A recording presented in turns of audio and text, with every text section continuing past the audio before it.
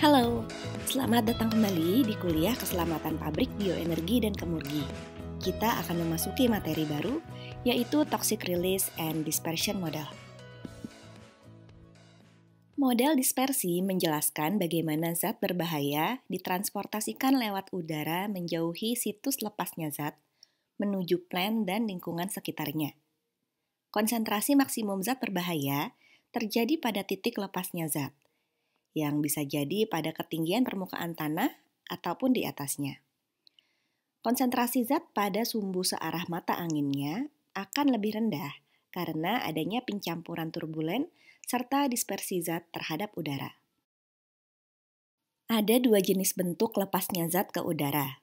Bentuk memanjang seperti ini terjadi jika zat lepas secara kontinu atau terus-menerus. Ini kita sebut sebagai plume. Sementara, jika zat terlepas seketika, bentuknya adalah puff seperti ini. Ada 5 faktor yang dapat mempengaruhi model dispersi, yaitu kecepatan angin, stabilitas atmosferik, kondisi tanah, ketinggian lepasnya zat, serta momentum dan gaya apung awal saat zat terlepas.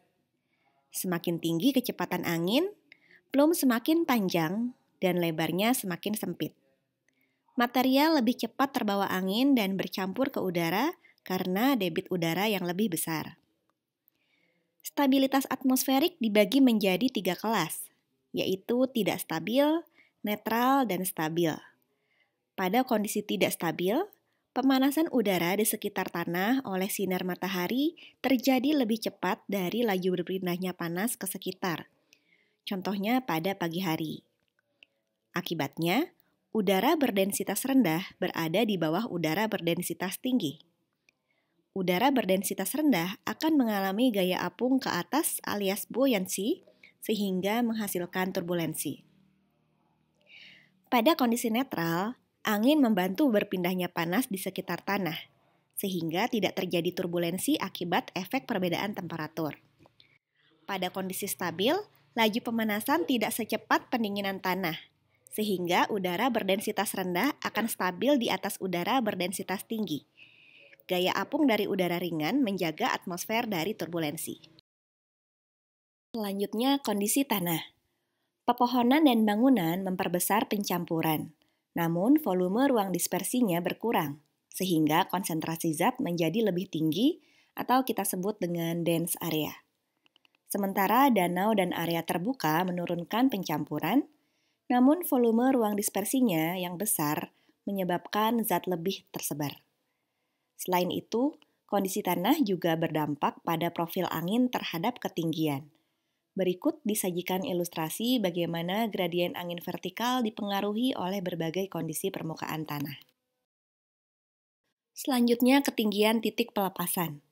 Semakin tinggi titik pelepasan suatu zat, konsentrasi zat di ketinggian tanah akan semakin kecil karena terjadi dispersi yang lebih besar secara vertikal. Berikut ilustrasinya.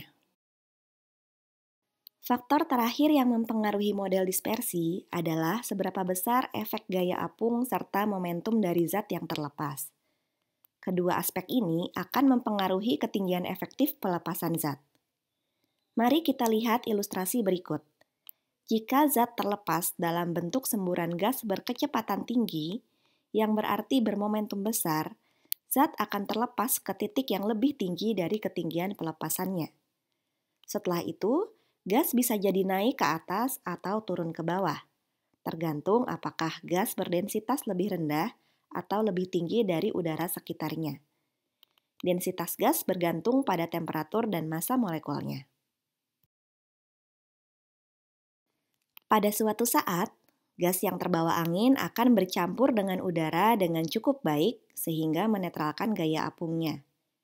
Kondisi ini kita sebut sebagai kondisi neutrally buoyant. Pada kondisi ini, dispersi didominasi oleh efek turbulensi udara ambien. Kondisi inilah yang akan kita tinjau model dispersinya pada kuliah ini. Model ini dapat diaplikasikan untuk gas dengan konsentrasi rendah. Model dispersi dapat berupa plume model, yaitu untuk zat yang terlepas secara kontinu dan tunak. Atau bisa juga dalam puff model, untuk sejumlah zat yang terlepas sesaat. Contoh plume model adalah lepasnya gas dari cerobong. Sementara untuk puff model, contohnya adalah kebocoran dari tangki penyimpanan zat yang menyebabkan vapor cloud. Model puff dapat digunakan untuk menjelaskan bentuk plume, karena pada prinsipnya plume adalah puff yang terjadi secara kontinu.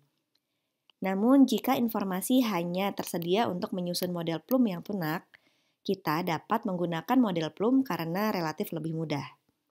Namun, jika terjadi dinamika pada plume, misalnya ada perubahan fenomena terhadap posisinya, maka model puff harus digunakan.